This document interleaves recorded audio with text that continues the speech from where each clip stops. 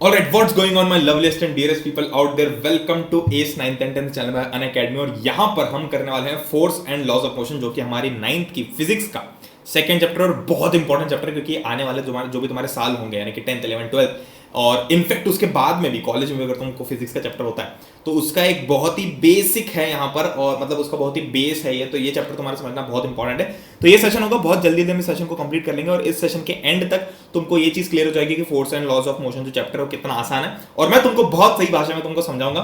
ठीक है, तो मेक श्योर कि वीडियो स्टार्ट करने से पहले, force and laws of motion start करने से पहले तुम एस 9th एंड 10th ये जो यूट्यूब चैनल है इसको तुम सब्सक्राइब कर लो, लाइक कर लो, और जितना हो सके इसको अपने दोस्तों के साथ शेयर कर दो। तो सेशन स्टार्ट करने से पहले मैं कुछ इंपॉर्टेंट बातें डिस्कस कर लेता हूं जो कि अनअकैडमी के सब्सक्रिप्शन से रिलेटेड है। पूरी एनर्जी के साथ में से मस्त एनर्जी के साथ में स्टार्ट करते हैं। मेरा नाम है प्रणय, और वैसे मेरा फोटो नहीं है बट समझ लो कि मैं यही हूँ। मेरा नाम है प्रणय चौहान और मैं तुमको 9th 10th का मैथ और साइंस वगैरह लेता हूँ।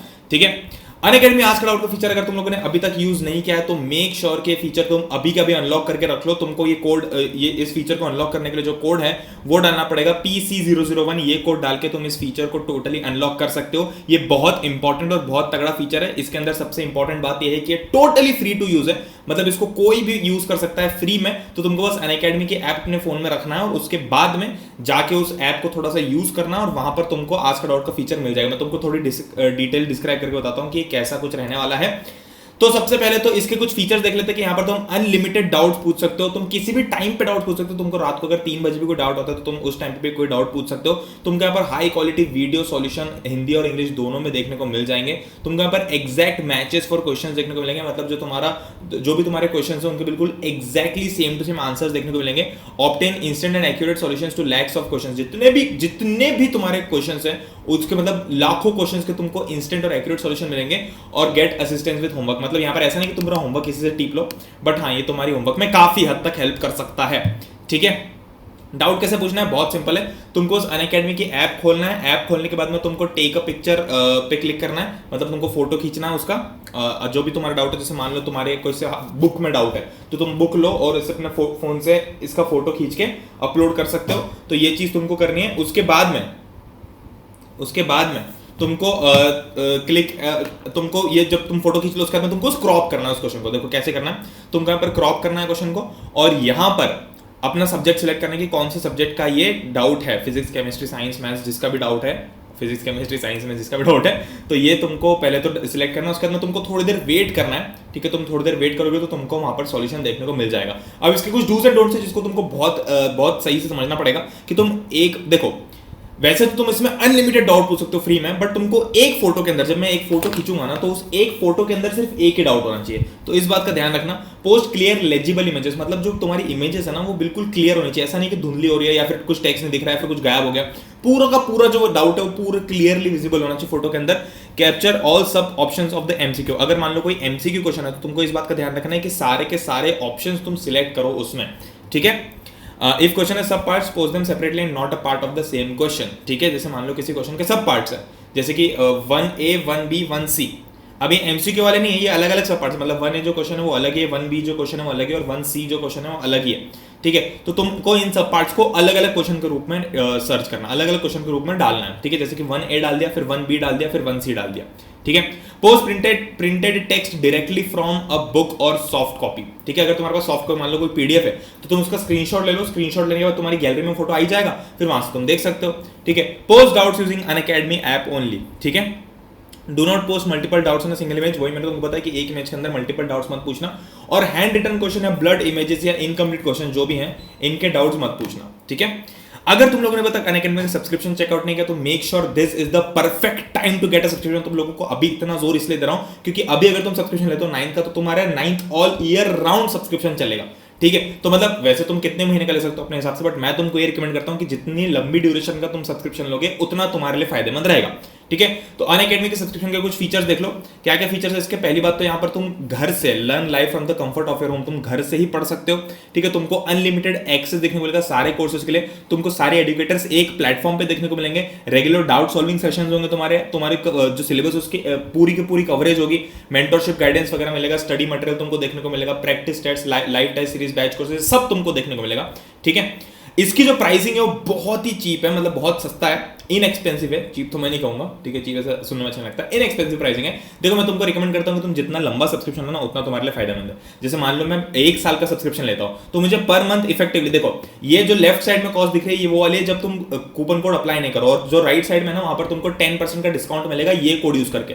तो तुमको ये बात का ध्यान रखना कि तुम कोई भी सब्सक्रिप्शन ले रहे हो, मान लो अगर तुम 9, 10, 11, 12 कोई भी सब्सक्रिप्शन ले रहे हो, IIT JEE UPSC किसी का भी ले रहे हो, तुमको ये कोड PC001 यूज करना है ताकि तुमको फ्लैट 10% का डिस्काउंट देखने को मिल जाए, ठीक है।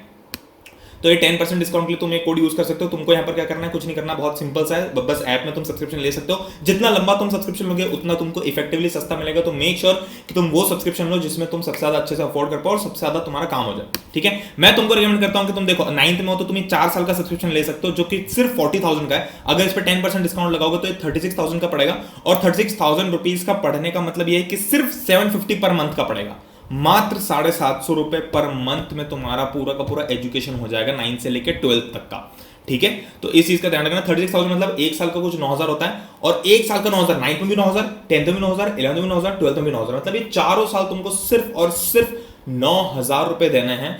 और यहां पर तुम्हारा कंप्लीट सिलेबस जो है वो कंप्लीट हो, मतलब कंप्लीट 9 से लेकर 12th तक का रहेगा, जो कि मेरे हिसाब से एक लोकल इंस्टीट्यूट की 1 साल की प्राइस 9,000 से तो बहुत ज्यादा होती है, मतलब 30, 40, 50,000 होती है, और यहां पर 36,000 में तुम्हारे चारों साल कवर हो रहा है, ठीक है।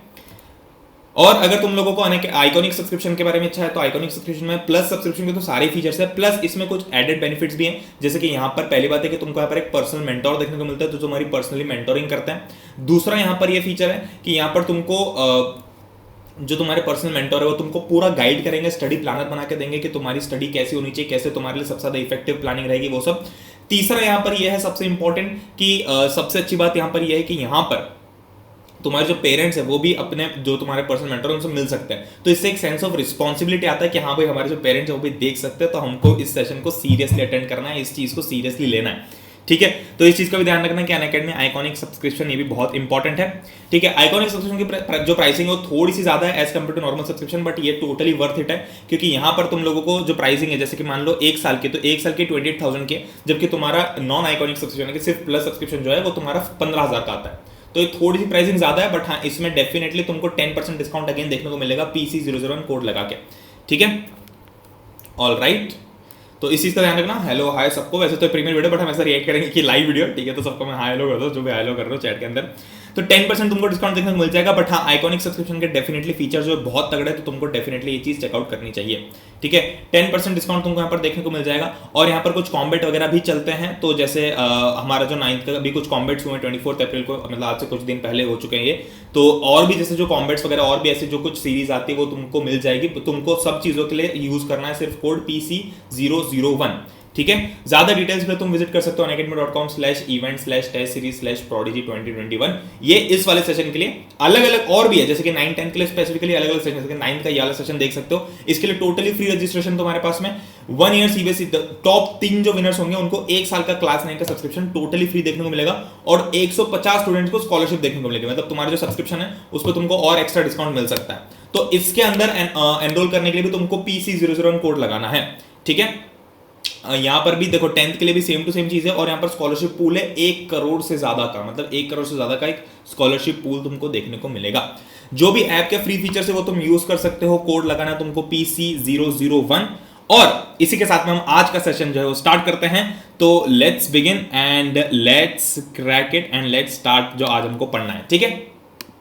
चलो let's start with force and laws of motion, ठीक है। अभी हम इसको बहुत ही ज्यादा बेसिक और बहुत ज्यादा खूबसूरती से पढ़ना है। तो पहले तो सिट बैक रिलैक्स, क्योंकि अभी मैं कुछ भी लिखवाने ऐसा नोट करने ऐसी चीज नहीं दे रहा हूं, ठीक है। अभी आपको बस सुनना है और ध्यान से सुनना है, ठीक है। चलो, फोर्स मतलब दम। फोर्स क्या होता है पहले तो हम डिस्कस करेंगे व्हाट इज फोर्स।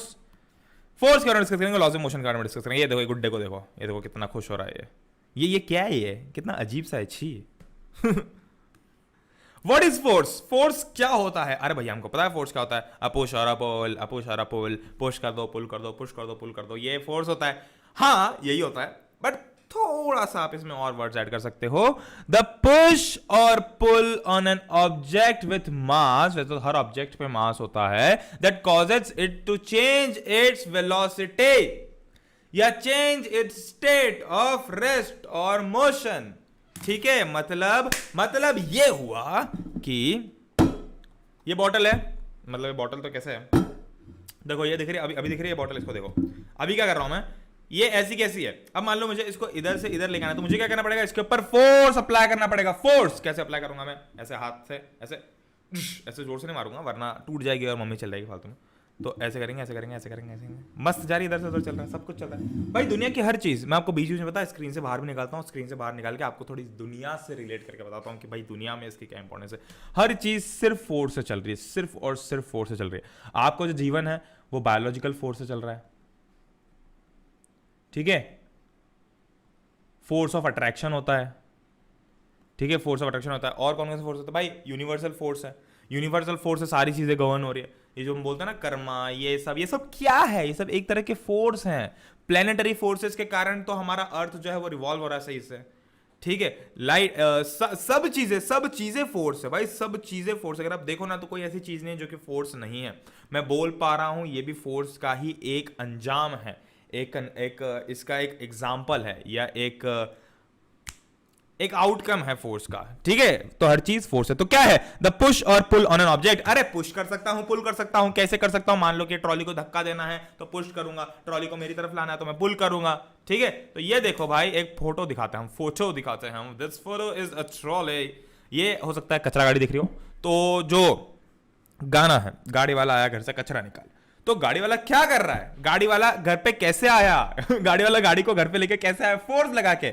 मान लो कि आपका घर है, तो ये गाड़ी वाला क्या किया, अपने जगह से निकला और इसने गाड़ी पे फोर्स लगाया, तभी तो गाड़ी वाला घर के सामने आया और तभी तो आप कचरा निकाल रहे हो, ठीक है। और ऐसे ही करके अगर मुझे मान लो कि मैं आगे चले गया तो मैं पीछे कैसे आऊंगा, मैं इसको पुल करूंगा, तो मैं इसको पुश और पुल दोनों कर सकता हूं। मान लो कि मुझे थोड़ा सा उठाना है, तो उठाना भी एक तरह का फोर्स है, और वापस जो ये नीचे छोड़ के आया, टकराया जमीन से, मान लो मैंने इसको उठाया और छोड़ दिया, तो जो नीचे गिरा वो भी फोर्स है। वो कौन सा फोर्स है, वो है ग्रेविटेशनल फोर्स। तभी तो जब आप कोई चीज ऊपर से नीचे फेंकते हो तो नीचे आती हो, किस फोर्स के तहत आते ग्रेविटेशनल फोर्स के तहत। तो दुनिया की हर एक चीज फोर्स है। अब वापस चले आओ स्क्रीन के अंदर, मैं तो बाहर निकाल के लिया था आपको, ठीक है। ऑल राइट, तो फोर्स लगा है, ये हमको पता कैसे चलेगा कि भैया, अभी तो देखो, अभी जैसे बॉटल है, अभी क्या इस पे फोर्स लग रहा है, वैसे वेल टेक्निकली तो हाँ लग रहा है, मैं आपको बता देता हूं कैसे लग रहा है फोर्स। इस फोर्स को मैं बताता हूं, नॉर्मल फोर्स बोलते हैं, नॉर्मल फोर्स क्या होता है मैं आपको बताता हूं आगे चल के। बट आपके हिसाब से देखो, एक फोर्स तो हमेशा लग रहा है, जो कि नीचे की तरफ लगता है, जो कि ग्रेविटेशनल फोर्स होता है, जो नीचे की तरफ लगता है हमेशा, ठीक है। बट वैसे अगर हम देखें तो फोर्स से क्या क्या आउटकम होता है, मतलब व्हाट डज इट चेंज। भाई पता कैसे चलेगा कि फोर्स में, मतलब पता कैसे चलेगा कि आपने इस पर फोर्स लगा, इसको इधर उधर कर रहे हो।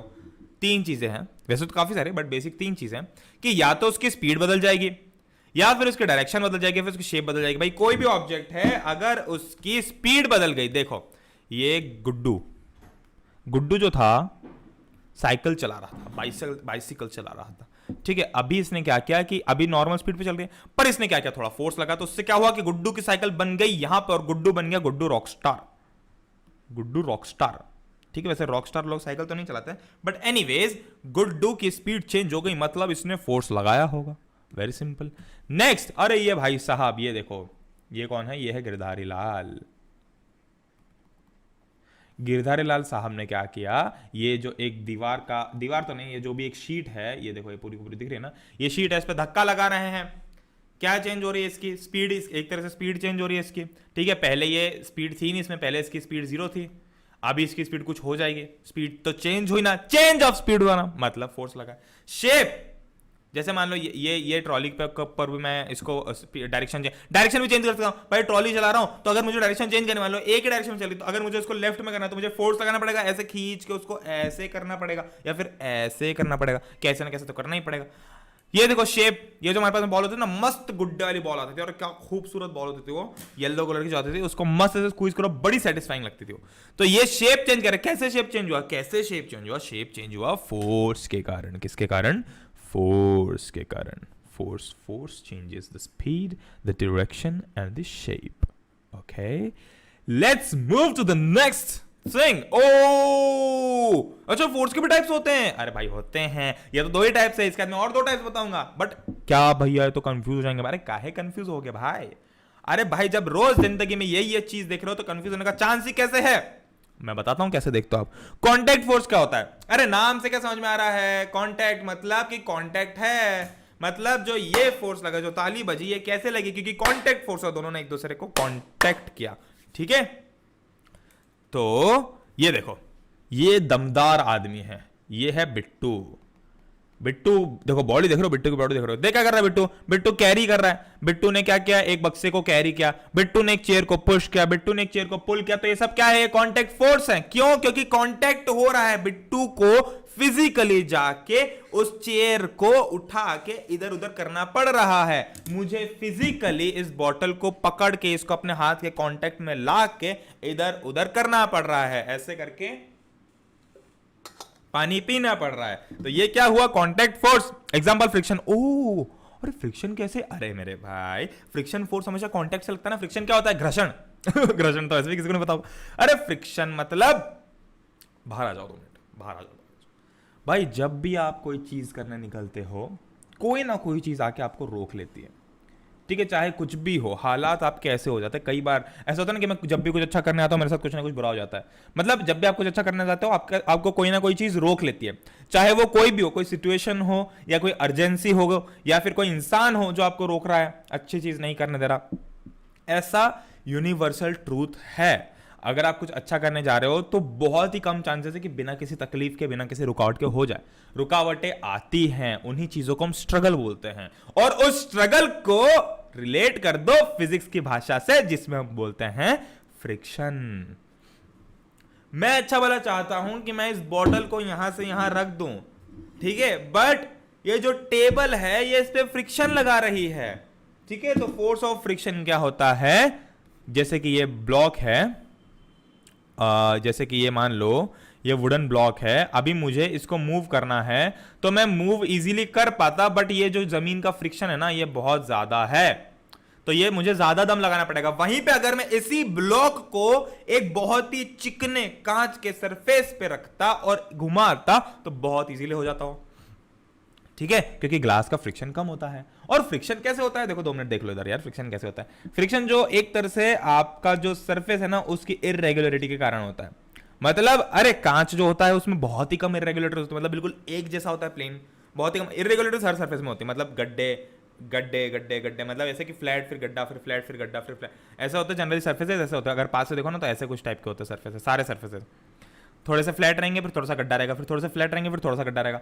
ऐसा हर जगह होता है, मतलब आपको दिखेगा नहीं बट ऐसा होता है। और जितने ज्यादा ये होते हैं उतना ज्यादा फ्रिक्शन होता है। ठीक है, वहीं पर अगर आप ग्लास की बात करो तो ग्लास में बहुत ही कम ऐसा होता है, इरेगुलरिटीज बहुत ही कम होती है, इसलिए उसका फ्रिक्शन बहुत कम होता है। ठीक है, तो ये हो गया फ्रिक्शन। ये तो मैंने अभी आपको नहीं बताना था बट फिर मैंने बता दिया, कोई बात नहीं भाई। ज्ञान में ऐसे बोलते बोलते एंटरटेनमेंट के साथ में अगर ज्ञान में कोई चीज घुस रही है तो घुसा लो।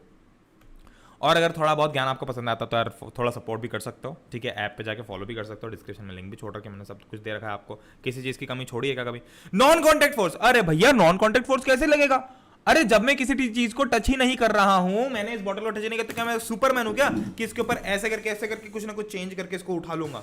नहीं, हम नहीं करते। वो बहुत सारी चीजें होती है अलग अलग चीजें करने के लिए। जैसे एक चीज होती है मैग्नेटिक फोर्स। मैग्नेटिक फोर्स जो होता है वो नॉन कांटेक्ट फोर्स होता है, मतलब कि बिना कांटेक्ट के भी मैग्नेट जो अट्रैक्ट कर रही है ना चीजों को, अरे चुंबक चीजों को चिपका रही है ना बिना कोई कांटेक्ट के। ठीक है, तो वो नॉन कांटेक्ट फोर्स हो गया। हाँ, हम इंसान वाली हर चीज में ऐसे नॉन कांटेक्ट फोर्स लगा सकते हैं। मैं ऐसे बिना कांटेक्ट के इसको ऐसे उठा नहीं सकता, जादू जैसे। ठीक है, कभी किसी दिन अगर मैंने जादू सीख लिया तो वो भी आपको बताऊंगा, don't worry. But magnetic force हो गया। इलेक्ट्रोस्टैटिक फोर्स हो गया। ये क्या होता है? ये वैसे आप लोगों को है नहीं अभी, बट इलेक्ट्रोस्टैटिक फोर्स होता है जो चार्ज वाला जो सिस्टम होता है ना, जब भी हम चार्ज ऐसे इधर से उधर जाते हैं, इधर से उधर, तो इलेक्ट्रोस्टैटिक फोर्स होता है। जैसे कि ओ देखो, बाहर आ जाओ बाहर आ जाओ बाहर आ जाओ। जैसे कि आपने वो ट्राई किया कभी, वो कंघी होती है हमारी जिससे हम बाल वो करते हैं। ठीक है, लड़कियां कंघियों को काफी मेंटेन रखती है, लड़कों को कोई फर्क नहीं पड़ता कंघी अच्छी है गंदी कैसी है, सब बाल को। वैसे कंघी बहुत ही गरीब से भाई, ये 2 रुपए वाली कंघी है, बट हम कम से कम 20 रुपए वाली कंघी यूज करेंगे घर में।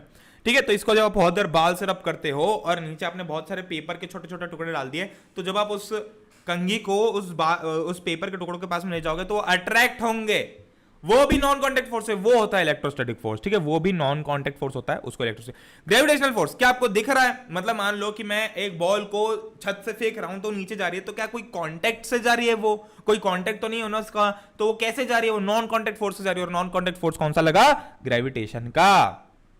समझे? तो ये हो गया कांटेक्ट और नॉन कांटेक्ट। अब दो मतलब बेसिक है, बहुत इजी है, क्या दिमाग नहीं लगाना था। कांटेक्ट मतलब टच हुआ है, नॉन कांटेक्ट मतलब टच नहीं हो रहा है, बस इतना ध्यान रखो। ज्यादा डिटेल में मैंने आपको बता तो दिया है ताकि आपको कभी कोई कंफ्यूजन ना हो। Okay, let's talk next. क्या है ये बैलेंस्ड और अनबैलेंस्ड फोर्सेस? पहले तो आप वीडियो को पॉज करो और सोचो कि नाम से आपको क्या समझ में आ रहा है कि बैलेंस फोर्स क्या हो सकता है, अनबैलेंस फोर्स। जब भी कोई चीज पढ़ो ना तो पहले ये सोचा करो कि नाम से चीज क्या निकल के आ रही है, उस हिसाब से फिर आप बताया करो। बैलेंस फोर्स क्या हो सकता है बताओ? अरे बैलेंस फोर्स क्या हो सकता है? जिसमें बैलेंस हो। बैलेंस मतलब रिचार्ज वाला नहीं कि आप सिम में जाके रिचार्ज डालो और बोलो कि इसमें बैलेंस फोर्स से रिचार्ज आ गया। अरे भाई ऐसा नहीं होता, ठीक है। बैलेंस फोर्स वो होते हैं जो कि बैलेंस्ड होते हैं। क्वेश्चन है पेपर में, व्हाट आर बैलेंस फोर्सेस? आप लिखना the force that are balanced are called balanced forces. ये मत लिख के आना वरना जूते पड़ेंगे, थोड़ा अच्छा जूते पड़ेंगे। चलो चलो, ओ गला बैठ रहा है मेरा। मैं अपना गला नहीं बैठा सकता, मुझे मेरी आवाज बहुत पसंद है। चलो पहले हम देख लेते हैं इंपॉर्टेंस ऑफ बैलेंसेस, ठीक है। इंपॉर्टेंस मतलब बैलेंस जो होता है उसकी इंपॉर्टेंस क्या है किसी भी चीज में, जिंदगी की किसी भी चीज में बैलेंस की इंपॉर्टेंस क्या होती है? चलो आ जाओ, स्क्रीन से बाहर आ जाओ पहले तो। भाई बैलेंस जो होता है वो हर जगह इंपॉर्टेंट होता है, चाहे आप किसी भी फील्ड में हो। बोलते हैं ना लोग कि अपने प्रोफेशनल लाइफ अपनी पर्सनल लाइफ को बैलेंस करना आना चाहिए, अपनी सोशल लाइफ और प्रोफेशनल लाइफ को बैलेंस करते आना चाहिए, अपनी सोशल लाइफ और पर्सनल लाइफ को बैलेंस करते आना चाहिए, या फिर आपको पढ़ाई और खेलकूद साथ में बैलेंस करते आना चाहिए। तो बैलेंस इंपॉर्टेंट क्यों है? इसलिए इंपॉर्टेंट है ताकि जो जीवन का सार है वो इजीली चले, ठीक है, हर चीज बैलेंस में रहे।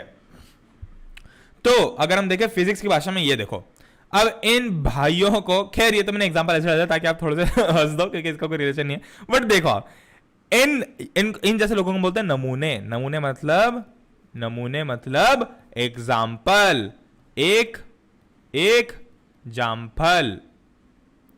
जामफल, ठीक है। ये देखो ये गाड़ी को धक्का लगा रहे हैं पर एक खुद गिर गए क्योंकि इन्होंने अपने इनर्शिया को बैलेंस नहीं किया। अरे भैया इनर्शिया क्या होता है? अरे इनर्शिया बताएंगे ना अभी मान लो, जैसे फॉर एग्जांपल मान लो कि ये 3 लोग इधर से लगा रहे धक्का गाड़ी के ऊपर और 3 लोग गाड़ी के सामने से लगा रहे होते धक्का, ठीक है। 3 लोग गाड़ी के सामने से धक्का लगा रहे होते, तो क्या ये गाड़ी मूव करती? अरे क्या ये गाड़ी मूव करती? अरे नहीं करती। क्यों नहीं करती? क्योंकि आगे से भी 3 लोग उतना ही फोर्स लगाएंगे लगा रहे हैं जितना कि पीछे से लगा रहे हैं। तो अगर मैं इधर फोर्स लगा रहा हूं और इस हाथ से इधर फोर्स लगा रहा हूं इक्वल, और अगर मैंने ऐसे कर दिया तो क्या मैं इसको इधर उधर मूव कर पाऊंगा? ना तो मैं इधर मूव कर पाऊंगा ना तो मैं इधर मूव कर पाऊंगा। Why? Because the force is balance. मतलब इधर से जितना लग रहा था उतना ही इधर से भी लग रहा है, तो ना तो ये इधर जाएगा और ना ही ये इधर जाएगा। अगर थोड़ा सा इधर उधर करना है तो या तो मुझे लेफ्ट वाले, मतलब आपको उल्टा दिख रहा है बट आप ऐसा फ्लिप करके समझ लेना कि ये जो लेफ्ट वाला फोर्स, ये तो मेरा लेफ्ट वाला, ये हैंड मेरा लेफ्ट हैंड है, ठीक है, जो आपको राइट साइड में दिख रहा होगा, ठीक है। तो या तो मैं इस पे ज्यादा फोर्स लगाऊंगा तो ये इस साइड जाएगा, या फिर मैं इस पे ज्यादा फोर्स लगाऊंगा इस पे तो ये इस साइड जाएगा, ठीक है। पेन कहां गया हमारा?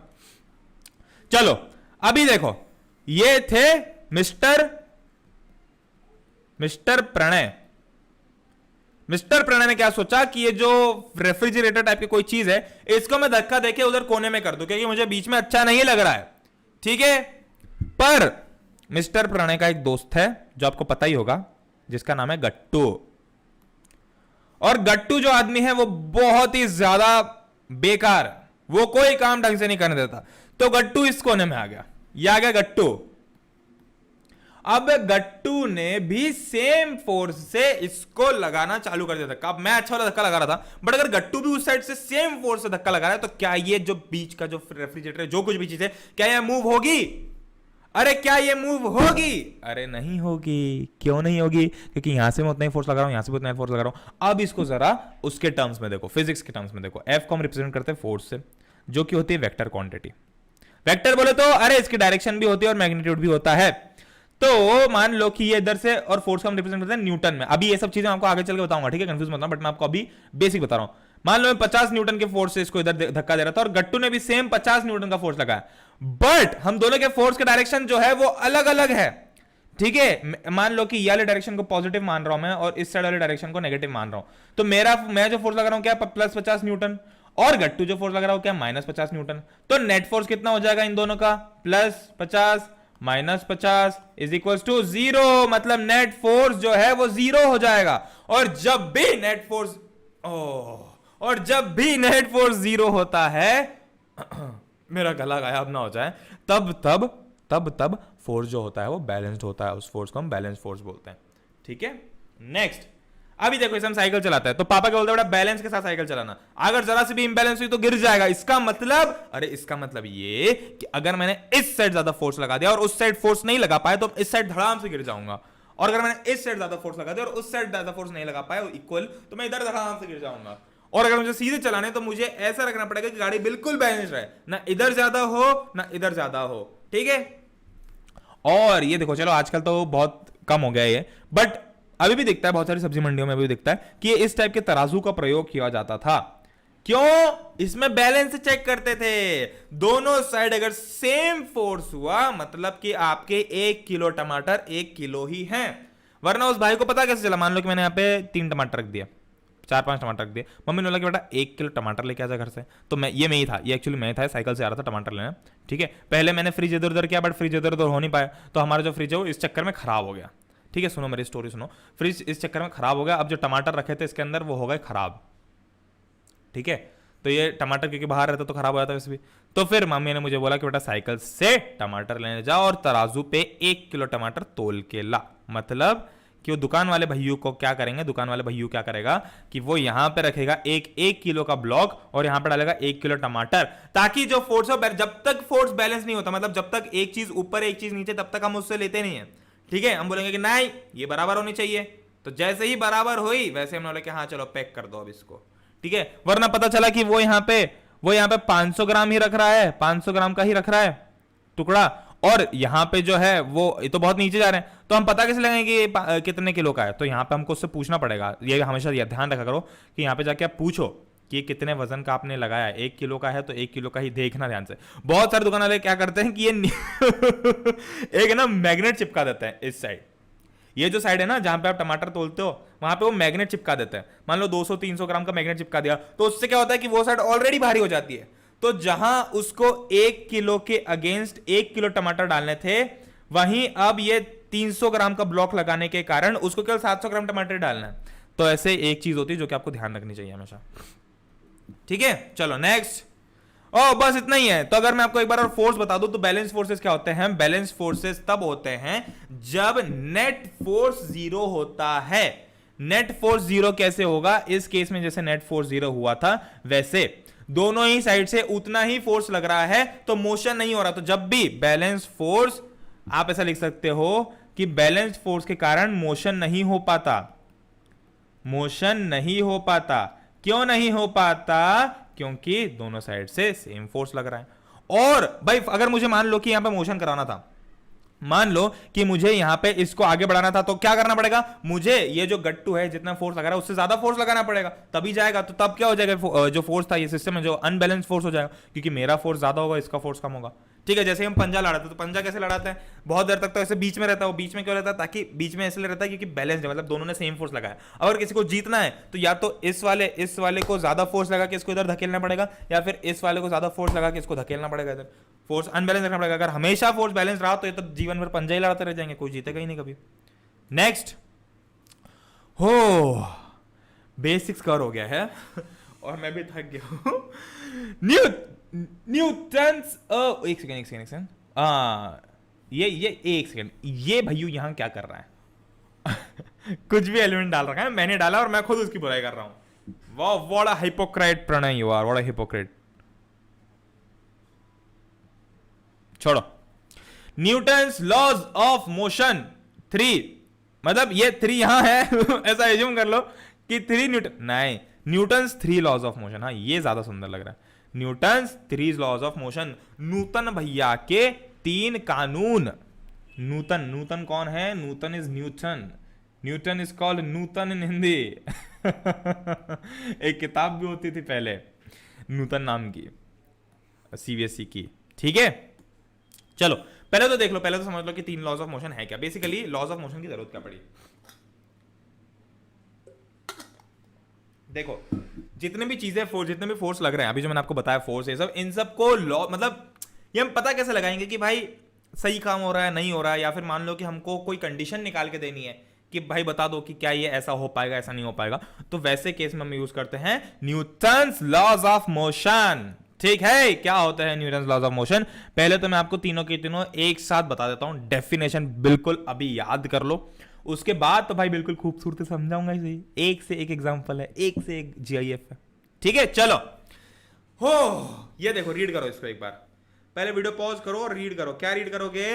रीड कुछ ऐसा करोगे, हाँ रीड कुछ ऐसा करोगे कि न्यूटन का फर्स्ट लॉ क्या बोला? An object remains in a state of rest और of uniform motion in a straight line unless compelled to a change by state by an change unless compelled to change the state by an applied force. In other words, दूसरे शब्दों में and all objects resist a change in their state of motion. ये बात मैं खैर आगे चल के बताता हूं आपको, बहुत अच्छे एग्जांपल्स है, बट अभी मैं ज्यादा आपको केवल डेफिनेशन रीड करवाना चाहता हूं, बाकी एग्जांपल बहुत सही है। In a qualitative way the tendency of undisturbed objects to stay at rest or to keep moving with the same velocity is called inertia. This is why the first law of motion is also known as law of inertia. Law of inertia, Newton's first law of motion को law of inertia भी बोलते हैं या Newton's law of inertia भी बोलते हैं, ठीक है। ये याद रखना, पहला वाला लॉ ऑफ इनर्शिया। अभी मैं आपको टेक्निक भी बताऊंगा कि आपको याद कैसे करनी है, ठीक है। ओ एक बहुत ही शानदार टेक्निक थी यार याद करने की। आई थिंक यार मुझे पता नहीं ऐसा क्यों लग रहा है कि ये वीडियो ये लेक्चर मैं पढ़ा चुका हूं, पता नहीं है, जबकि मैं पहली बार रिकॉर्ड कर रहा हूं आपके लिए, पर फिर भी ऐसा पता नहीं क्या पता कब कर दिया यार मैंने, सपने में तो नहीं कर रहा था मैं। Newton second law of motion, the second law of motion states that the rate of change of momentum of an object is proportional to the applied unbalanced force in the direction of the force। अरे भैया ये क्या बता दिया आपने? अरे कुछ नहीं, अभी बताऊंगा, बहुत ही आसान सी चीज है, ठीक है। Rate of change of momentum पूछ रहा है भैया, मोमेंटम क्या होता है वो बताऊंगा ना अभी यार, शांति तो रखो। Newton's third law of motion, every action, अरे ये तो खूबसूरत तो सबको पता होता है, every action is an equal and opposite reaction. अभी एक बात ध्यान से सुनो, इससे पहले हम आगे बढ़े, इससे पहले एक बात ध्यान से सुनो कि ये जो लॉज ऑफ मोशन है ये ऑर्डर में है, मतलब ऐसा नहीं है कि हाँ ऐसा लिखा था कि हाँ भाई न्यूटन्स लॉज ऑफ मोशन लिखने को बोला तो मैं फर्स्ट पॉइंट ये वाला लिख के आ गया, सेकंड पॉइंट में मैंने ये वाला लिख दिया, थर्ड पॉइंट में मैंने ये वाला लिख दिया, नहीं, ये तीनों के तीनों ऑर्डर में हैं। फर्स्ट लॉ पूछा है तो यही होगा, सेकंड लॉ पूछा है तो यही होगा, थर्ड लॉ पूछा है तो यही होगा, ठीक है। अभी भैया इसका ऑर्डर भूल जाते हैं हम बार बार, हमको बस ऑर्डर याद नहीं। परेशानी आपकी सारी परेशानी समझता हूं ना मैं, क्योंकि मैं सीनियर की तरफ पढ़ा रहा हूं ना आपको, इसलिए परेशानी समझता हूं आपकी। देखो एक चीज तो आपको याद करनी है, ये तो आपको याद हो भी जाएगी कि Newton's third law every action is an equal and opposite reaction होता है। बस ये याद हो गया कि भाई थर्ड लॉ का मतलब तो ये है, सबसे आखिरी वाला जो लॉ था, थर्ड लॉ था, हाँ वो ये एक्शन रिएक्शन से रिलेटेड था, ठीक है। सबसे आखिरी हमने एक्शन रिएक्शन की बात की थी, बस इतना ध्यान रखो। अब जो आप ये फर्स्ट और सेकंड में कंफ्यूज हो कि भाई Newton's first law of motion की जगह कहीं हम ये ना लिख के आ जाए, या Newton second law of motion की जगह कहीं हम ये ना लिख के आ जाए, तो इस चीज को कैसे ओवरकम करोगे? देखो न्यूटन्स कौन सा लॉ है? ये फर्स्ट लॉ, इसको ऐसे रिलेट करो। फर्स्ट लॉ, सुबह सबसे पहले जब आप बिस्तर पे लेटे हुए होते हो तो सुबह ये सबसे पहली चीज क्या होगी? सुबह की आप लेटे हो, मतलब आपका दिन कैसे स्टार्ट होगा? ऐसे लेट आंख खोलोगे तो लेटे हुए होगे ना, कि पहले खड़े हो जाते हो और फिर ऐसे आंख खोलते हो कि हाँ चलो अब तो मैं काम करने लग गया, ठीक है। तो first thing that you do in the morning is wake up from your bed. पर जब हम उठते हैं तो हमको सबसे ज्यादा जोर किस चीज में आता है? सबसे ज्यादा आलस किस में आता है? अरे अपनी पोजीशन ऑफ रेस्ट को चेंज करने में।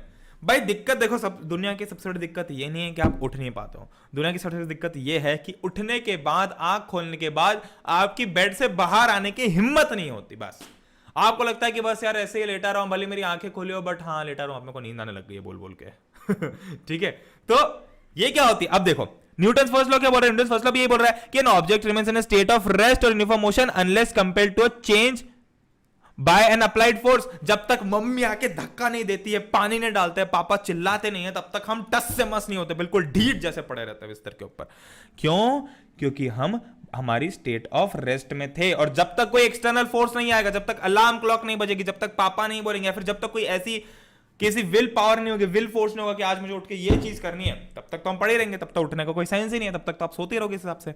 ठीक है, तो इसीलिए आप फर्स्ट लॉ ऐसे याद कर सकते हो। जब भी आपको फर्स्ट लॉ पूछना, आपके दिमाग में क्लिक होना चाहिए कि यहाँ प्रणय भाई ने बोला था कि दिन में हम सबसे पहली चीज क्या करते हैं, हाँ उठने से स्ट्रगल करते हैं। उठने से स्ट्रगल करते ये क्या चीज हुई, अच्छा मैं रेस्ट में था तो मैं रेस्ट में रहना चाहता हूं। अच्छा अच्छा अच्छा अच्छा, मतलब मैं रेस्ट अपनी जो अपना रेस्ट में था, मैं जब तक मैं सो रहा था तब तक मैं सोऊंगा, जब तक मेरे घर वाले मुझे आके उठाते नहीं है, मतलब वो एक्सटर्नल फोर्स नहीं लगाते हैं। अच्छा, तो जब तक मेरे घर वाला मुझे एक्सटर्नल फोर्स लगाते हैं तब तक मैं स्टेट ऑफ रेस्ट में रहूंगा। तो यहां से जो आप दिन में पहली चीज, भाई मैं जो बता रहा हूं ना आपको, मैं ये मेरी जो यूएसपी है वो यही है, मैं यही चाहता हूं कि मैं हर चीज को आपके लाइफ कंसेप्ट से रिलेट कर दूं, रिलेट विद लाइफ, हर चीज को। और वैसे ये जो चैप्टर है मुझे पर्सनली इतना पसंद इसीलिए है क्योंकि इसका हर एक कंसेप्ट, कोई भी इसका कंसेप्ट ऐसा नहीं जो कि आपके रियल लाइफ से रिलेटेड नहीं है, सब आप देख सकते हो अपने आसपास होते हुए। तो बस आपको याद कैसे करना है, न्यूटन्स फर्स्ट लॉ, मतलब first thing you do in the morning, मतलब बिस्तर से उठना। क्या करते हो उसमें सबसे ज्यादा, आप स्टेट ऑफ रेस्ट में होते हो, एक्सटर्नल फोर्स जब तक नहीं लगता तो उठते नहीं हो। बस आपको पता चल गया कि फर्स्ट लॉ ये था। अब बस आपको, मतलब अभी जो मैं आपको एक कंफ्यूजन क्लियर कर रहा हूं तब करा रहा हूं जब आपको डेफिनेशन याद है, बट आपको ये नहीं पता है कि ये डेफिनेशन फर्स्ट लॉ की है सेकंड लॉ की है। ठीक है, तो ये जब आप याद कर लोगे कि फर्स्ट लॉ की डेफिनेशन तो यही है कि वो स्टेट ऑफ रेस्ट वाली, थर्ड लॉ तो आपको याद था ही सही, तो सेकंड लॉ तो आपको वैसे भी पता चल जाएगा कि सेकंड लॉ वाला है। ठीक है, तो ऐसे आप एटलीस्ट कभी ऑर्डर में कंफ्यूज नहीं होगे कि भाई पहले कौन सा था और दूसरा कौन सा है। नेक्स्ट, अरे एक सेकेंड एक सेकंड, शैडो आ रही है ना हल्की सी, हाँ ये देखो। नेक्स्ट, ओ अब हम स्टार्ट करने वाले हैं बहुत ही ब्रह्मास्त्र सी वस्तु जिसको बोलते हैं न्यूटन्स फर्स्ट लॉ। पहले तो मैं आपको बता दिया कि क्या था बेसिक डेफिनेशन, अब हम वापस, अब भूल जाओ डेफिनेशन क्या थी, वो तो मैंने बता दिया कि आपको तो याद होना चाहिए, बट अब भूल जाओ डेफिनेशन क्या थी। अब मैं आपको बेसिक से बताता हूं कैसे, देखो। An object remains in a state of rest or of uniform motion in a straight line unless an external unbalanced force is applied to it। मतलब ये इसको रिलेट करो अपनी जिंदगी के साथ में कि जब तक हम स्टेट ऑफ रेस्ट में हैं तब तक हम वहीं रहेंगे। यार मुझे फिर से ऐसा नॉस्टैल्जिया आ रहा है कि मैं ये पढ़ा चुका हूं, क्या मैं ये पढ़ा चुका हूं? एनीवेज कोई फर्क नहीं पड़ता क्योंकि अभी हम थोड़ा डिटेल में डिस्कस कर रहे हैं चीजों को। तो an object remains in the state of rest or of uniform motion in a straight line unless an external unbalanced force is applied to it। समझो मेरी बात। पहले तो मैंने आपको सोने वाला एग्जांपल बताया था कि जब आप रेस्ट में होते हो, जब आप सो रहे होते हो, तो आप रेस्ट में ही रहना चाहोगे जब तक आपके ऊपर कोई एक्सटर्नल अनबैलेंस्ड फोर्स अप्लाई नहीं करता। दूसरी बात, जब आप यूनिफॉर्म मोशन में हो, अभी भूल जाओ यूनिफॉर्म मोशन स्ट्रेट लाइन वाला फंडा भूल जाओ, ठीक है, वो हम डिस्कस करते हैं, बट अभी बेसिक स्क्रीन से बाहर आओ, पहले तो बाहर आओ, स्क्रीन से बाहर आओ, मैं आपको बेसिक कंसेप्ट समझाता हूं। बेसिक कंसेप्ट क्या है? बेसिक कंसेप्ट ये बोल रहा है कि uniform motion, an object tends to remain in uniform motion, मतलब कि मैं अगर यूनिफॉर्म मोशन में हूं तो मैं यूनिफॉर्म मोशन में रहना ही पसंद करूंगा। कैसे? जैसे कि मान लो मैं दोस्तों के साथ बाहर घूम रहा हूं, ठीक है, 5 बज गई, 6 बज गई, 7 बज गई, 8 बज गई, मैं घूम रहा हूं, मुझे कोई दिक्कत नहीं, मुझे घूमना है, मुझे यूनिफॉर्म मोशन में रहना है, मुझे मजा आ रहा है घूमने में, पर जब तक मेरे ऊपर घर वालों का फोन नहीं आता कि बेटा घर आ जाओ, ठीक है, बहुत देर हो गई है, या फिर घर आ जाओ, अभी तुमको बताते हैं, ठीक है, वो फोन पे नहीं डांटेंगे, बोलेंगे बेटा घर पे आओ, फिर हम बात की बात करते हैं, ठीक है। तो जब तक कोई एक्सटर्नल फोर्स, मेरे घर वाले मुझ पर एक्सटर्नल फोर्स नहीं लगाते फोन लगा कि बेटा घर पे आ जा, तब तक क्या मैं जाऊंगा? नहीं जाऊंगा। क्यों? क्योंकि मुझे यूनिफॉर्म मोशन में रहने में मजा आ रहा है, ठीक है, यही चीज है, बस यही जीवन से रिलेटेड है न्यूटन का फर्स्ट लॉ। न्यूटन का first law, that is an object remains in a state of rest और of uniform motion in a straight line. Uniform motion in a straight line मतलब यूनिफॉर्म मोशन क्या होता है? Uniform motion क्या होता है? जब वेलोसिटी कांस्टेंट होती है। अरे ये कहां पहुंच गए हम? ये कहां? हाँ, अरे वेलोसिटी जब कांस्टेंट होती है, ठीक है, और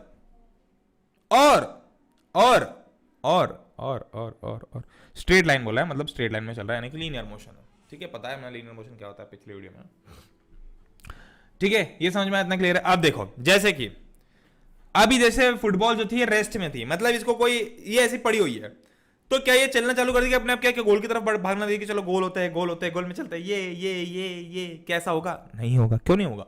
क्योंकि जब तक मैं इस पर एक एक्सटर्नल फोर्स लगाऊंगा, जब तक मैं अपने जूते से इसको, मेरी ड्राइंग बहुत ही गंदी है, ओहो अच्छी बन गई बे, अच्छी बन गई अच्छी बन गई अच्छी बन गई। हाँ, जब तक मैं अपने जूते से, अब दूसरा पैर कैसे आएगा यहाँ पे? एल शेप्ड इंसान है ये, ठीक है। जब तक मैं अपने जूते से इस पे एक्सटर्नल फोर्स नहीं लगाऊंगा तब तक ये क्या है, बॉल आगे बढ़ेगी नहीं बढ़ेगी। रेस्ट में थी तो रेस्ट में ही रहेगी। और अगर मान लो मुझे इस फुटबॉल को रोकना है तो क्या करना पड़ेगा? मुझे अपने हाथ से रोकनी पड़ेगी, मुझे पैर लगा के रोकना पड़ेगा, मुझे एक फोर्स लगा के ही रोकना पड़ेगा। अपने आप बॉल तो रुकेगी नहीं। बड़ा बोलोगे भैया वो घास में हम जब मारते हैं बॉल तो थोड़ी देर बाद तो अपने आप रुक जाती है, ऐसा थोड़ी ना कि चलती रहती है। तो भाई उस पर भी एक एक्सटर्नल फोर्स लगा है, फ्रिक्शन का।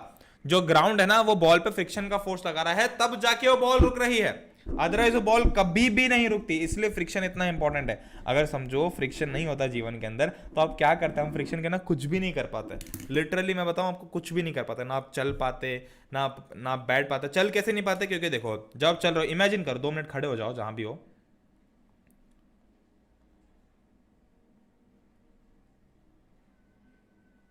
और इमेजिन करो कि आप चलने का ट्राई कर रहे हो, ठीक है। पर क्या होगा कि जैसे आप अपनी एड़ी को, पहले आप चलते कैसे हो, आप अपनी जो अपना जो फुट है ऐसा होता है, और ये हमारे मान लो एड़ी है, एड़ी मतलब, और ये हमारे टोज है, फुट के टोज है।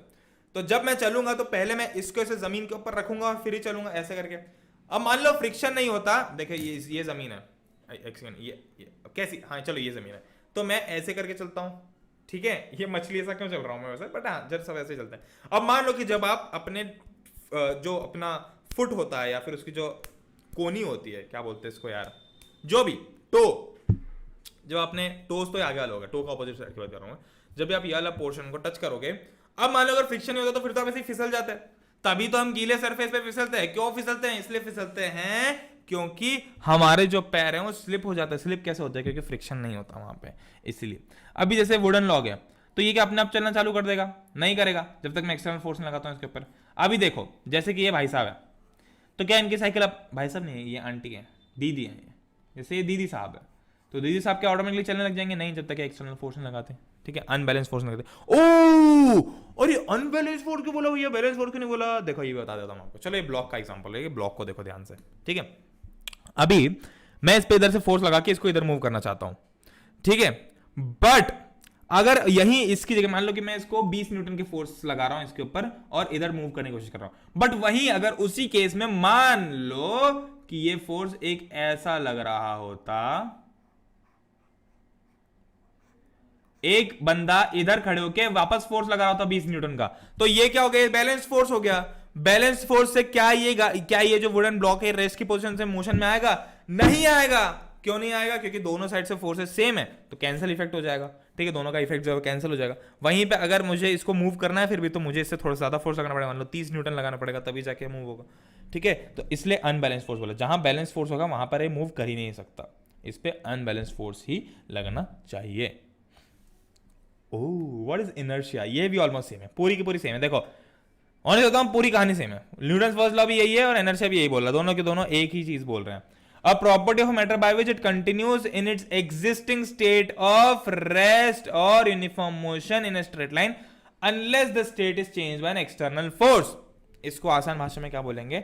वैसे तो डेफिनेशन है, ये याद करना है, ठीक है। Property of matter by which it continues to in its existing state of rest, मतलब जो उसका एग्जिस्टिंग स्टेट है, या तो रेस्ट का हो सकता है, फिर मोशन का हो सकता है, यूनिफॉर्म मोशन स्ट्रेट लाइन का हो सकता है।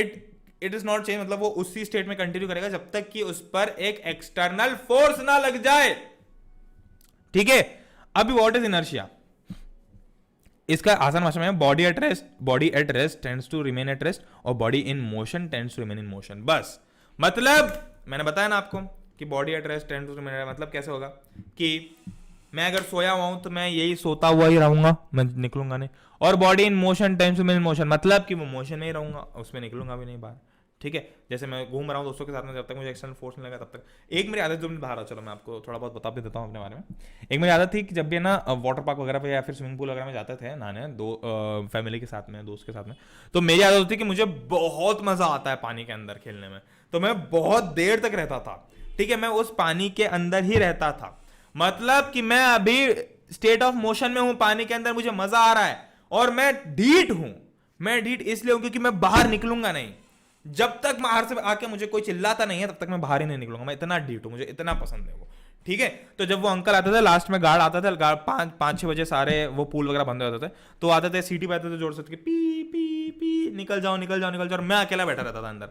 तो जब तक वो एक्सटर्नल फोर्स ने बेटा निकल ही जा अब तो तू, तब तक मैं निकलता नहीं था। ठीक है, और अनबैलेंस फोर्स, क्या यहां पर भी अनबैलेंस फोर्स काम आएगा? ये रियल लाइफ में भी, क्या मैं रियल लाइफ एग्जांपल बता रहा हूं आपको, तो क्या भैया रियल लाइफ एग्जांपल में भी अनबैलेंस फोर्स जरूरी है किसी भी बॉडी को मोशन में रेस्ट में करने के लिए? बिल्कुल जरूरी है। कैसे?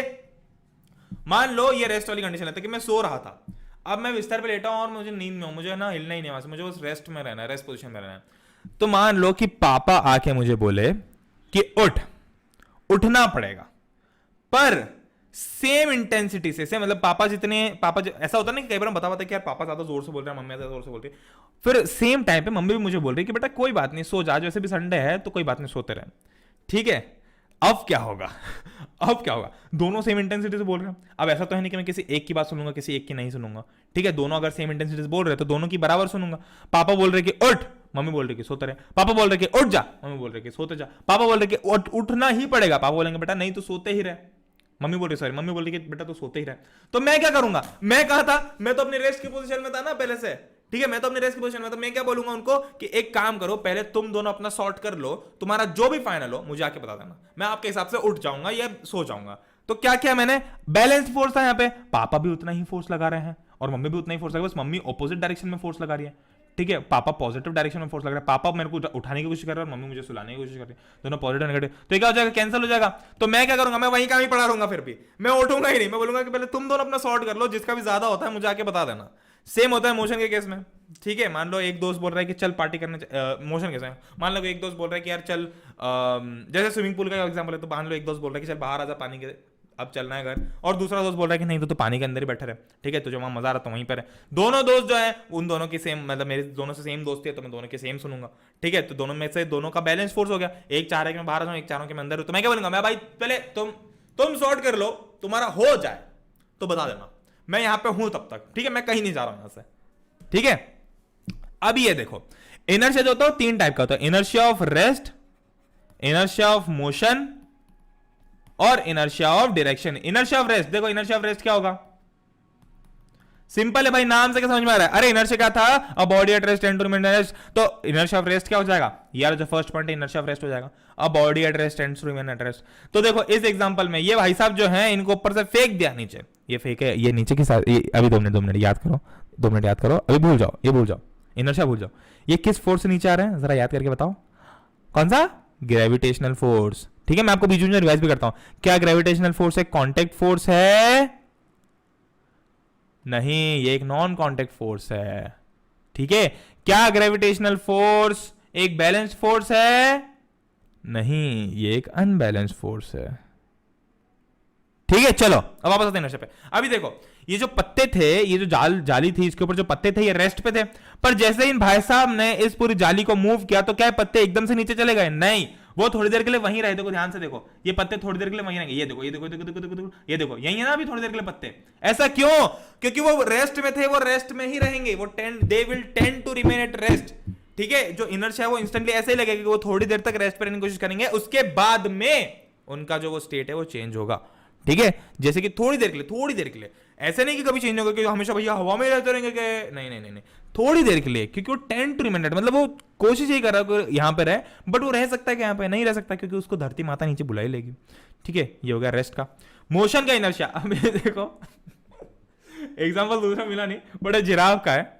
ठीक है, जब भी मान लो कि हम जब भी गाड़ी में जाते हैं, ऐसे गाड़ी में मस्त जा रहे हैं और बहुत ही तेज स्पीड से गाड़ी चल रही है, बहुत सही चल रही है, फिर पापा ने एकदम से ब्रेक लगा दिया, सामने एक गाड़ी वाला रोका तो पापा ने एकदम से ब्रेक लगाया, तो सारे के सारे जो लोग हैं गाड़ी के अंदर वो क्या हो जाएंगे? ऐसे आगे आ जाएंगे। ठीक है, अरे मैं ऐसे जा रहा हूँ गाड़ी से और मान लो कि ब्रेक लगाया तो मैं क्या करूंगा? ऐसे आगे आऊंगा झटके से। इसीलिए तो हम बोलते हैं कि भैया सीट बेल्ट लगा के रखो। क्यों लगा के रखो? ताकि आप झटके से आगे ना हो। इसलिए तो आजकल गाड़ियों में एयर बैग आते हैं, क्यों आते? ताकि आप झटके से आगे आ भी गए तो आपका सिर ना फूटे। गाड़ी वालों ने आगे एयर बैग क्यों लगाए? पीछे सिर पे एयरबैग क्यों नहीं लगाए? अरे गाड़ी वाले समझदार है, गाड़ी वाले बेवकूफ नहीं है, गाड़ी बनाने वाले समझदार है। उनको पता है कि इनर्शिया ऑफ मोशन, मतलब गाड़ी जब आगे बढ़ेगी और एकदम से ब्रेक लगेगा तो सब लोग आगे की तरफ ही जाएंगे। ठीक है, उनको पता है कि पीछे की तरफ कोई नहीं जाएगा। कभी आपने देखा कि बहुत तेज स्पीड में बहुत तेज स्पीड में गाड़ी चल रही है, ब्रेक लगा और आप पीछे की तरफ जा रहे हो बड़ी बेवकूफी हो गई है ठीक है। तो बेसिकली हुआ क्या कि जो जिराफ था ये tend to remain in motion, ये मोशन में ही रह रहा था, इसकी आदत बन चुकी थी मोशन में रहने की, ठीक है। पर जैसे ही यहां पर एक गाड़ी रुकी तो ये थोड़ी देर के लिए आगे आया, आगे इसलिए आया क्योंकि ये मोशन में रहने का टेंड कर रहा था, ठीक है। और तो ये एकदम से आगे आ गया। इनर्शिया ऑफ रेस्ट भी आप ऐसे बोल सकते हो, जब आप गाड़ी जो रहती है जब वो बंद रहती है और एकदम से गाड़ी स्टार्ट करती है, एकदम से बस वाले ट्रेन वाला स्टार्ट, जब ट्रेन स्टार्ट होती है एकदम से तो चुक चुक चुक चुक चुक, जब एकदम से स्टार्ट होती है तो हम सब ऐसे पीछे आ जाता है, हल्के हल्के सब ऐसे ऐसे हिलते रहता है ठीक है। तो inertia of motion, inertia of direction मतलब कि ये चीज सेम डायरेक्शन के साथ भी फॉलो होती है। अगर मैं किसी डायरेक्शन में जा रहा हूं तो मैं उसी डायरेक्शन में जाता रहूंगा जब तक मेरे पास कोई एक्सटर्नल फोर्स नहीं आता। अब देखो बाहर आओ स्क्रीन से ऊपर, मतलब स्क्रीन पे से बाहर आओ, रियल लाइफ से जोड़ते हैं हम। जब भी किसी डायरेक्शन में, मान लो लोग बोलते हैं ना कि ये तो गलत डायरेक्शन में जा रहा है लड़का, यार ये लड़की बिल्कुल सही डायरेक्शन में जा रही है, ठीक है, बिल्कुल सही जा रही है ये। तो मतलब अगर मैं सही डायरेक्शन में, मतलब मान लो मैं गलत डायरेक्शन में जा रहा हूँ तो मैं हमेशा गलत डायरेक्शन में चलता रहूंगा जब तक मेरे ऊपर कोई एक्सटर्नल फोर्स या कुछ अच्छे लोग आके मुझे, मेरे अच्छे दोस्त या फिर अच्छे घर वाले, मतलब घर वाले तो अच्छे ही हैं बट अच्छे दोस्त आके ये नहीं बोलते कि बेटा ये गलत डायरेक्शन में जा रहा है, तू सही डायरेक्शन में जा, ठीक है, ये गलत रास्ता है, ऐसा मत कर, अच्छी जगह जा, अच्छे डायरेक्शन में जा, गलत मतलब सही डायरेक्शन में जा। तो जब तक मेरे ऊपर एक्सटर्नल फोर्स लगता तो क्या मैं अपने डायरेक्शन चेंज करता? नहीं करता भाई। हमेशा आपने मूवीज में भी तो ये देखा है कि जब तक हीरो के साथ में चेत भवानी चेत नहीं होता, चेत भवानी चेत मतलब जब तक हीरो को कोई इनिशिएट नहीं करता बुरे कामों से सही कामों पाने के लिए, तब तक वो जाता ही नहीं उधर। तो इनिशिएट करना बहुत जरूरी, चाहे फिर वो इंसान इनिशिएट कर रहा हो दूसरा, या फिर कोई इंसिडेंट इनिशिएट कर रहा हो, या फिर आपकी जिंदगी में कुछ हो गया हो जो कि इनिशिएट कर रहा हो मे बी। और वहीं पे अगर मैं अच्छे डायरेक्शन में आ रहा हूं, मतलब मैं अच्छा बच्चा था, मैं हमेशा से गुड बॉय था, तो हमेशा गुड बॉय ही रहूंगा जब तक कुछ बैड बॉयज आके मुझे बैड बॉय नहीं बना देता है, ठीक है। तो अभी मैं न्यूट्रल बॉय बन चुका हूं ठीक है।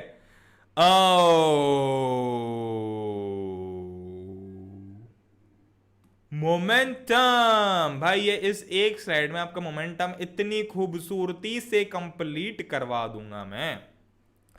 मोमेंटम क्या होता है देखो, बेसिकली अभी हमको न्यूटन सेकंड लॉ पढ़ना है, इसके बाद में डायरेक्ट न्यूटन सेकंड लॉ है, पर न्यूटन सेकंड लॉ पढ़ने के लिए हमको एक टर्म पढ़ना पड़ेगा, मोमेंटम। मोमेंटम क्या है? मोमेंटम कुछ भी नहीं है, मोमेंटम बस एक चीज है।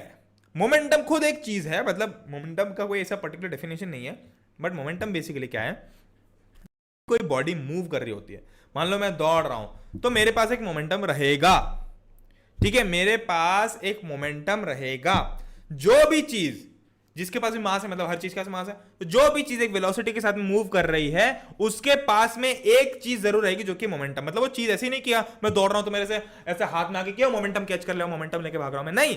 आप जो मूव कर रहे हो ना वो एक मोमेंटम कैरी कर रहे हो अपने साथ में, ठीक है। जैसे हम वाइब कैरी करते हैं ना कि भाई ये इंसान तो बहुत ही पॉजिटिव वाइब लेके आता है या नेगेटिव वाइब लेके आता है, वैसे मोमेंटम भी कैरी करके चलते हैं हमेशा, ठीक है। अभी देखो बेसिकली एक चीज याद रखो, मोमेंटम का ट्रांसफर हो सकता है, ठीक है। मैं दौड़ रहा हूं, अगर मान लो कि मैं दौड़ते दौड़ते किसी चीज में टकरा गया तो वो मेरा जो मोमेंटम है उस चीज में ट्रांसफर हो जाएगा, ठीक है। अब जैसे मान लो कि मैं किसी भारी चीज में टकरा गया तो मेरा जो मोमेंटम है वो इस चीज में ट्रांसफर हो जाएगा। अब अगर वो ज्यादा भारी होगी तो क्या वो चलेगी? नहीं। बट अगर वो हल्की चीज होगी, मान लो कि मैं ऐसे दौड़ रहा था, मान लो कि मैं ऐसे दौड़ रहा था, ऐसे हाथ आगे रख के, ठीक है, ऐसे मस्त स्पीड से दौड़ रहा था मैं, और एकदम से एक वुडन ब्लॉक था सामने जो हल्का था, तो अगर मैं जाऊंगा मेरा मोमेंटम उसमें ट्रांसफर हो जाएगा, तो ऐसे करके वो अपने आगे भागने लग जाएगा। बट वहीं अगर बहुत ज्यादा भारी एक वुडन ब्लॉक था तो क्या वो ऐसे मोमेंटम तो पूरा ट्रांसफर हो जाएगा बट वो मूव नहीं होगा। वो मूव क्यों नहीं होगा वो हम आगे डिस्कस करने वाले हैं, ठीक है, हर चीज। तो बेसिकली अभी मोमेंटम की बात करो, जैसे कि ये देखो, इस केस में केवल ये वाला और ये वाला ही मूव कर रहा है, बाकी से मूव क्यों नहीं कर रहे हैं? क्योंकि भाई ये वाला ने अपना मोमेंटम इसको ट्रांसफर कर दिया, ये वाले ने अपना मोमेंटम इसको ट्रांसफर कर दिया, ये वाले ने अपना मोमेंटम इसको ट्रांसफर कर दिया, और ये वाले ने इसको ट्रांसफर कर दिया। अब जो आखिरी वाला था इसके पास तो कुछ है नहीं ट्रांसफर करने के लिए, अगर इसके आगे भी ऐसे एक बॉल होती तो भी ट्रांसफर कर देता, ठीक है। तो ये अपना क्या मोमेंटम ट्रांसफर करते जा रहे हैं, ठीक है। अगर मोमेंटम ट्रांसफर नहीं करते तो सब साथ में घूमते हैं, बट मोमेंटम जो है वो ट्रांसफर किया जा सकता है। इसने अपना मोमेंटम इसको दिया, इसने जो इसके पास मोमेंटम है वो यहां डाल दिया, फिर इसने यहां डाल दिया, फिर इसने यहां डाला, तो ये सेम चलने लग गया, ठीक है। ऐसी बहुत सारे लोगों के घरों में आपने शोपीसेस भी देखे होंगे। तो बेसिकली मोमेंटम होता क्या है?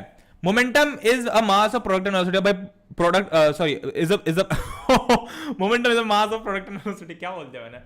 Momentum is a product of mass and velocity. देखो मास तो हर चीज के पास में होता है, और जो भी चीज मूविंग है उसके पास में वेलोसिटी तो होगी ही होगी। अरे कोई चीज चल रही है तो उसके पास वेलोसिटी तो होगी ही, चाहे वो कैसी भी हो, ठीक है, तो इसलिए product of mass and velocity, इसलिए मैं बोल रहा था कि मोमेंटम जो है वो हर एक मूविंग बॉडी के पास में होता ही है, एक चीज होती है जो उनके पास में होती है, और वो जो एक चीज मोमेंटम है वो कैसे बनती है, मास और वेलोसिटी के प्रोडक्ट से। ये P is equals to mv। Momentum क्या होती है, एक वेक्टर क्वांटिटी, वेक्टर ये सब क्या होता है भैया हमको पता ही नहीं है, ये मैं कल डाल चुका हूं वीडियो 4 से 5, वो जाके देखो जाके, भाव ऐसा मत करो। तो मोमेंटम क्या हो जाएगा, मास इनटू वेलोसिटी। ये एक वेक्टर क्वांटिटी क्यों है, क्योंकि वेलोसिटी एक वेक्टर क्वांटिटी है, ठीक है। तो मास तो स्केलर है बट वेलोसिटी एक वेक्टर क्वांटिटी है, तो एक स्केलर और एक वेक्टर का स्केलर इनटू वेक्टर जब मैं करता हूं, अरे धीरे धीरे चलना गया, तो वो मोमेंटम के बराबर हो जाता है, सॉरी तो वो वेक्टर हो जाता है, ठीक है। यूनिट क्या होगी इसकी, यूनिट दिख रही भाई, मास की यूनिट क्या होती है केजी, वेलोसिटी की यूनिट क्या होती है मीटर पर सेकंड। तो ये जब P is equal to m into v था, तो इसकी वेलोसिटी क्या हो जाएगी kg into metre per second, ये हो गई मोमेंटम की यूनिट, ठीक है। वेरी सिंपल, अभी इसके बारे में आगे डिस्कस करेंगे, ठीक है। ज्यादा न्यूटन सेकंड लॉ, आहा सेकंड लॉ पे आ गए हम, ठीक है। सेकंड लॉ क्या बोल रहा है, the rate of change of momentum of an object is proportional to the applied unbalanced force in the direction of the force. चलो इतना दिमाग नहीं लग रहा हमसे, तो अब हम वापस से स्लाइड पे आते हैं। फोर्स का आपको फॉर्मूला पता है ना, F is equal to m a. Basically हम न्यूटन के सेकंड लॉ में इसी फॉर्मूला को डिराइव करने वाले हैं, और कुछ बहुत ज्यादा उतापे नहीं करेंगे हम। बेसिकली हम बस इसी जो यही जो चीज है इसी को, इसी फोर्स को या इसी फॉर्मूले को डिराइव करने वाले हैं न्यूटन सेकंड लॉ के केस में, ठीक है। कैसे होगा पहले तो पढ़ो, न्यूटन सेकंड लॉ क्या बोल रहा है, the rate of change of momentum of an object is proportional to the applied unbalanced force in the direction of the force. Rate of change of momentum है, मोमेंटम क्या होता है P is equal to mv, और rate of change of momentum बोलते हैं, अरे rate क्या होता है, रेट ऑफ चेंज क्या होता है फाइनल, हमेशा याद रखना। चेंज क्या होता है हमेशा, मैंने आपको कल से बता रहा हूं, कल से मोशन कर रहा हूं तब से आपको बता रहा हूं कि जहां भी चेंज लिखा वहां पे होगा फाइनल माइनस इनिशियल, और जहां उसने बोल दिया कि रेट ऑफ चेंज, तो फाइनल माइनस इनिशियल तो चेंज हो गया, और रेट निकालने के लिए हम टाइम से डिवाइड कर देते हैं, ठीक है। मतलब कितनी देर में कितना चेंज हो रहा है। तो rate of change of momentum मतलब कि फाइनल यानी कि पी एफ लिख दो, ये पी वैसे स्मॉल वाला लिखता है, कैसा भी लिख सकता हो, p f minus p i final momentum minus initial momentum upon time. ये क्या हो गया, rate of change of momentum of an object is proportional to the applied unbalanced force in the direction of the force, in the direction, ये direction of the force, ये जो term है ये हमको डेरिवेशन के लिए यूज नहीं करना, बट आपको ध्यान रखना है कि जो मोमेंटम का चेंज होगा वो फोर्स के डायरेक्शन में ही होगा, जो रेट ऑफ चेंज ऑफ होगा ना। जैसे कि मान लो कि इसको अगर मैं इधर की तरफ फोर्स लगा रहा हूं, तो इसका जो मोमेंटम वो भी इधर की तरफ ही बढ़ रहा है, ठीक है। रेट ऑफ चेंज मतलब मान लो कि पहले धीरे जा रही थी क्योंकि मैं कम फोर्स लगा रहा था, जैसे मैंने तेज फोर्स लगा तो इधर की तरफ जा रहा है, वो इधर की तरफ, मतलब डायरेक्शन ऑफ फोर्स का मेरी इधर के डायरेक्शन में, तो मोमेंटम किधर होगा, चेंज मोमेंटम में बढ़ाव किस डायरेक्शन में होगा, इस साइड ही होगा, ठीक है। जिस साइड में फोर्स लगा रहा हूं, जो मेरे डायरेक्शन ऑफ फोर्स है, उसी डायरेक्शन में मोमेंटम भी बढ़ेगा, ठीक है। और हम बहुत सारी बार मोमेंटम याद है आपको, मोमेंटम जो वर्ड है मोमेंटम, ये मोमेंटम वर्ड हम बहुत बार यूज करते हैं ना, ऐसे कि यार मेरा पढ़ने का मोमेंटम बन गया तो मुझको डिस्टर्ब मत कर, यार पढ़ाई का एक बार मोमेंटम बन जाना चाहिए। तो मोमेंटम बेसिकली यही होता है, ठीक है, is directly proportional to the force. मतलब इसका कहने का मतलब ये है कि p f minus p i upon t is equals to f, ठीक है। अभी हम इसको f is equals to m हमको डिराइव करना है, हम इसे डिराइव करेंगे। तो बेसिकली कंसेप्ट क्या कहना चाह रहा है, मान लो कि एक ऑब्जेक्ट था, ठीक है, जिसका मास था m और उसकी इनिशियल वेलोसिटी मान लो थी u, ठीक है, उसकी इनिशियल वेलोसिटी थी u। अब मैंने इस ऑब्जेक्ट पे एक फोर्स लगा दिया, कितना भी फोर्स लगा दिया मैंने, तो जब मैंने इस पे फोर्स लगाया तो थोड़ी देर के बाद, फोर्स लगाने के बाद इसकी जो वेलोसिटी होगी v होगी, मास तो वही को ही रहेगा। तो मतलब इसका मोमेंटम चेंज हो गया, पहले जो इसका momentum p i is equals to m u था, अब वहीं इसका फाइनल मोमेंटम यानी कि फोर्स लगाने के बाद का मोमेंटम एम वी हो जाएगा, ठीक है।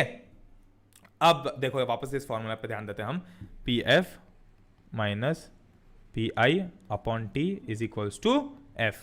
अब पी एफ क्या हो गया, पी एफ क्या था, मतलब फाइनल मोमेंटम क्या था m v, minus initial momentum क्या था एम यू, मतलब फोर्स लगाने के पहले जो वेलोसिटी थी वो एम यू थी, upon time t is equals to f. अभी मैं क्या करूंगा, यहां से m कॉमन उठा लेता हूं, तो बचा क्या, m into v minus u upon t is equal to f. अभी याद करो कल मैंने बताया था कि ये जो फॉर्मूला होता है ये होता है एक्सेलरेशन का, a is equal to v minus u upon t. तो हम क्या करेंगे, इस a को उठा के यहां रख देंगे, तो हमारा फॉर्मूला क्या हो गया, f is equal to m a. बस ये हो गया फॉर्मूला डेराइव। ठीक है, अब इस फॉर्मूले के माध्यम से आप कोई सा भी न्यूमेरिकल कर सकते हो उठा के। ठीक है, बेसिकली एक सेकंड मैंने डायरेक्ट इज इक्वल टू लिख लिया, बट आपको डायरेक्ट इज इक्वल टू नहीं लिखना है।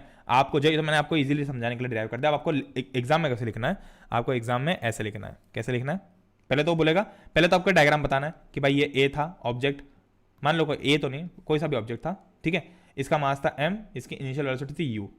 मैंने इस पे क्या किया, मैंने इस ऑब्जेक्ट के ऊपर एक लगाया फोर्स, तो टाइम t टाइम के बाद में इसकी जो वेलोसिटी वो हो जाएगी m मास रहेगा और v वेलोसिटी हो जाएगी। अरे मतलब मैंने इस पे कोई फोर्स, मान लो कि मैंने ऐसे एक वुडन ब्लॉक था, मैंने उस पर एकदम से धक्का लगा के ऐसे छोड़ दिया, मैं धक्का लगाते नहीं जा रहा हूं, मैंने धक्का लगाया, फोर्स लगाया और छोड़ दिया, तो जो वुडन ब्लॉक था उसकी वेलोसिटी थोड़ी सी चेंज होगी ना थोड़ी देर बाद।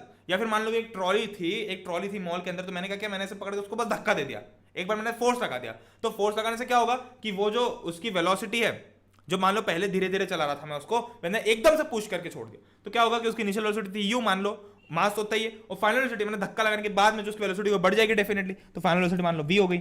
और कितने टाइम में बढ़ी, t टाइम है। अरे मतलब एकदम से ही ट्रॉली छोड़ते से ही वेलोसिटी थोड़ी बढ़ेगी, थोड़ा सा 1 2 3 सेकंड लगेंगे, या 1 2 सेकंड तो लगेंगे कि उसकी वेलोसिटी बढ़ जाए, v तक पहुंचे। ठीक है, तो ये वो v वही वेलोसिटी है। ठीक है, तो अभी हमको क्या बोला है, अभी अकॉर्डिंग टू दिस आपको ऐसा लिखना है, according to Newton cycle of motion the rate of change of momentum of an object, मतलब pf minus pi upon t is directly proportional to force, is equal to force नहीं। ठीक है, तो अब यहां पे pf की वैल्यू डाल दोगे, क्या हो जाएगी, mv minus mu upon t is directly proportional to force. अब यहां पे आप इसको कांस्टेंट निकालोगे, m into v minus u upon t is directly proportional to force. ठीक है, अब यहां पे आप इसको सॉल्व करोगे तो क्या आ जाएगा, ma आ जाएगा, f is directly proportional to ma हो गया, इतना आ गया। अब हमको क्या करना है, अरे भाई हमको इज इक्वल टू में लाना है, तो हम क्या करेंगे, जब भी हम ये प्रोपोर्शन का साइन हटाते हैं तो हम एक कांस्टेंट लगाते हैं। कांस्टेंट क्या हो जाएगा, मान लो कि k कांस्टेंट है, k इंटू ma, चाहे आप यहां पे भी लगा सकते हैं direct, pf minus pi upon t is equal to kf, यहां भी लिख सकते हो, तो मैंने यहां भी लिख दिया, कहीं भी लिख सकता हूं, कोई दिक्कत नहीं है। अब ये हमको ये मिल गया, ये है फॉर्मूला, पर ये k की वैल्यू जो है ये न्यूटन बाबा ने ये एक्सपेरिमेंटली वेरीफाई किया। उन्होंने क्या किया, उन्होंने कहा कि चलो ठीक है, मैं 1 किलो मास के ऊपर 1 न्यूटन का फोर्स लगाऊंगा, 1 किलो मास के ऊपर 1 न्यूटन का फोर्स लगाऊंगा, तो मेरे पास, तो फिर उन्होंने क्या नोट किया कि अच्छा, जब मैं एक किलो मास के ऊपर 1 न्यूटन का फोर्स लगाता हूं तो जो एक्सेलरेशन प्रोड्यूस होता है टी टाइम में वो होता है 1, मतलब एक्सेलरेशन की वैल्यू होती है 1 मीटर पर सेकंड स्क्वायर। ठीक है, तो ये उन्होंने एक्सपेरिमेंटली वेरीफाई किया।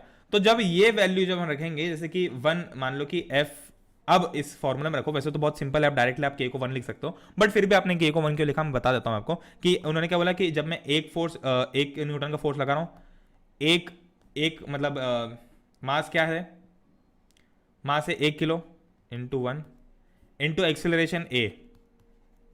तो अब उन्होंने देखा कि भाई ये चीज, यानी कि 1 न्यूटन फोर्स लगाने पे और 1 किलो मास यूज करने पे हमारे पास जो एक्सेलरेशन था वो 1 था। तो जब ये सारी चीजें 1 हो जाएंगी तो k की वैल्यू क्या हो जाएगी, 1 हो जाएगी ना।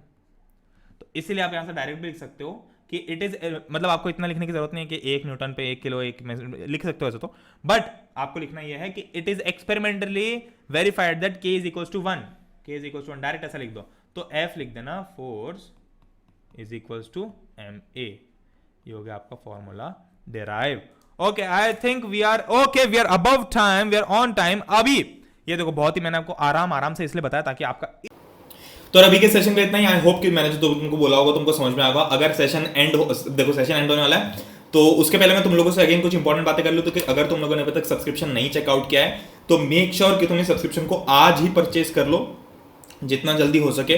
तुमको बस कुछ नहीं करना, सिंपल कोड लगाना है PC001, जिससे तुमको फ्लैट 10% का डिस्काउंट देखने को मिल जाएगा। इस कोड से तुमको फ्लैट 10% का डिस्काउंट देखने को मिल जाएगा। तो मेक श्योर कि तुम अनअकैडमी का सब्सक्रिप्शन परचेज कर लो जितनी जल्दी हो सके, ठीक है। इसके बहुत सारे ढेर सारे बेनिफिट्स है। आइकॉनिक सब्सक्रिप्शन मैंने तुमको बताया कि कुछ एडेड एडवांटेजेस भी हैं इसके अंदर। और जो भी सब्सक्रिप्शन तुम लो, तुमको कोड करना है PC001। अगर तुम लोगों ने अभी तक बुक क्लास आस्क अलाउड का फीचर यूज नहीं किया है तो वो भी यूज कर लो, ये भी टोटली फ्री है यूज करना। जितनी जल्दी इसको यूज कर सकते हो उतनी जल्दी यूज कर लो, क्योंकि एक बार तुम यूज कर लोगे तुम्हारा फिर फ्री फीचर अनलॉक हो जाएगा ये। और ऐप के अंदर जो बाकी के फ्री फीचर्स हैं उनको भी अनलॉक करने के लिए PC001 कोड तुमको यूज करना है। ये जो कॉम्बैट वगैरह है जितने भी 9th और 10th के, इसको भी तुम एनरोल कर सकते हो, इसमें बहुत सारी स्कॉलरशिप देखने को मिल रही है। तो बस यार for this session I think that's it. अगर तुम लोगों को सेशन पसंद है तो प्लीज इसको लाइक करना, अपने शेयर कर देना अपने सारे दोस्तों के साथ में, और अगर तुम नए हो तो सब्सक्राइब कर देना S 9th and 10th YouTube channel को, और मुझे स्पेशल क्लासेस पे तुम फॉलो कर सकते हो, मैं वहां पर बहुत सही सही सेशंस लेता हूं। तो अभी के लिए इतना ही। Thank you for watching this video, keep smiling, keep loving and use code PC00 जब भी तुमको सब्सक्रिप्शन लेना हो। अभी के लिए इतना ही, हम मिलते हैं अगले सेशन में, तब तक के लिए जय Hind, Vande Mataram and good bye.